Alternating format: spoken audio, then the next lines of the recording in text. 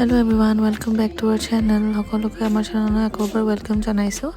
আগৰ ব্লগটো চালে নাই এবাৰ যদি চোৱা নাই প্লিজ চাব আৰু ভাল লাগিলে লাইক শেয়াৰ সাবস্ক্ৰাইব কৰিব। আজি ৰাতিপুৱাৰ পৰা আকৌ ব্লগটো আৰম্ভ কৰিছোঁ।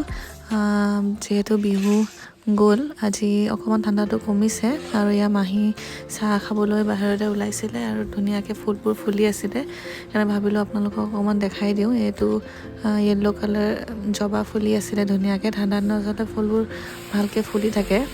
তাৰপিছত ভিতৰলৈ আহিলে আৰু ভিতৰলৈ এয়া বাকীসকলৰ কাৰণে চাহ ৰেডি কৰি আছিলে, লগতে ব্ৰেকফাষ্টৰ কাৰণে চব্জি বনাইছিলে আৰু দিনত বেঙেনা পুৰিব, দিনৰ কাৰণে পিটিকা বনাব, সেইকাৰণে এয়া পুৰি আছিলে।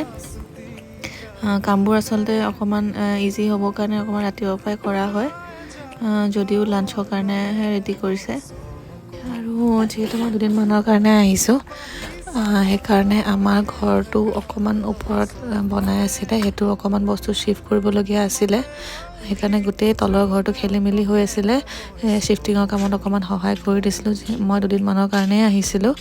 আৰু সেয়া অকণমান দেখালোঁ আপোনালোকক ক্লিপছ। গোটেই খেলি মেলি হৈ আছে ঘৰ, হ'লেও ভাবিলোঁ দেখাই দিওঁ অকণমান, আকৌ পাছত ভালকৈ সজালে দেখাম। আৰু এইফালে ৰ'দ দিছে কাৰণে ককা বাহিৰত গা ধুই পেলাই বহি আছে, অকণমান ৰ'দ লৈছে। এইটো হৈছে ৰ'দৈ, দুটামান আনি থৈছিলে মায়ে বিহুৰ আগত আমি আহিম বুলি। সেয়াই মাহী আৰু মই খালোঁ ৰ'দত ৰৈ। তাৰপিছত এইফালে বনাইছে অকণমান চিকেন, যিহেতু বাৰীৰে লাই শাক আছিলে ফ্ৰেছ, সেইকাৰণে ভাবিলোঁ অকণমান চিকেনকে বনাওঁ লাই শাক দি পেলাই।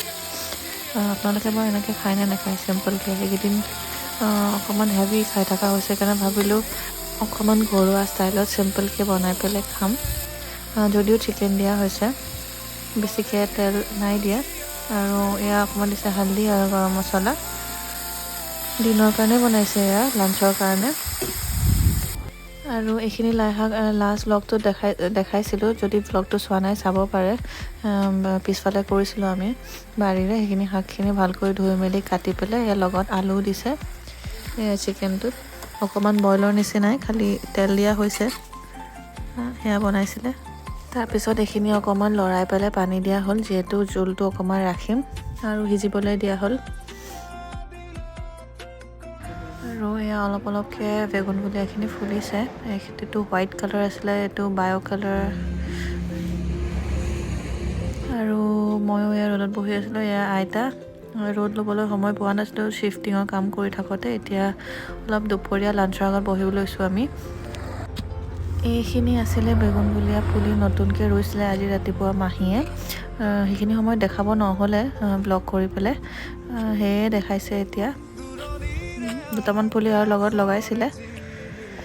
তাৰপিছত আহিলোঁ একেবাৰে লাঞ্চ কৰিবলৈ। এইটো যোনটো চিকেন বনাইছিলে লাই শাকৰ লগত, সেয়া আছিলে, লগতে বেঙেনা পুৰি পেলাই পিটিকা, সেয়া সৰু আলু আৰু লগতে কাঠ আলু এপিচ আৰু তিলৰ চাটনি আছিলে।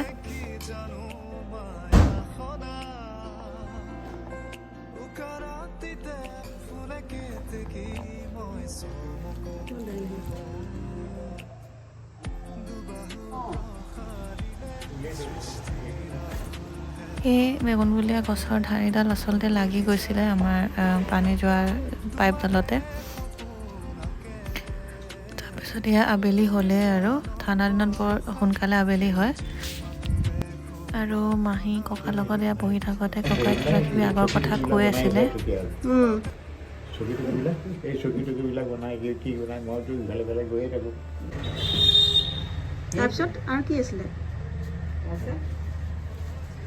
আৰু কাম কৰি ইফালে ইফালে গৈ থাকে আৰু ময়ো নকওঁ আৰু কাম কৰি থাকে আৰু ঘৰ বনাই থাকে আৰু ইটো তলৰ ফ্ল'ৰটো বনায়, ফ্ল'ৰটো বনায়, ঘৰটো বনায় আৰু কি আছে এইবিলাক আকৌ যেতিয়া আৰু ঘূৰি যাওঁ আকৌ যাওঁতে তেওঁ আগৰ সময়খিনিৰ কথা কৈ আছিলে, এই ঘৰটো কেনেকৈ আৰম্ভ কৰিছিলে বনোৱাৰ। তেওঁ চাকৰি সময়খিনিত য'ত আছিলে তাৰ পৰা আহি পেলাই চাইছিলে। আৰু আজি ব্লগটো ইমানেই আছিলে, অলপ শ্বৰ্টকৈ ৰাখিছোঁ। ভাল লাগিলে লাইক শ্বেয়াৰ ছাবস্ক্ৰাইব কৰিব। আজিলৈ আহোঁ, বাই।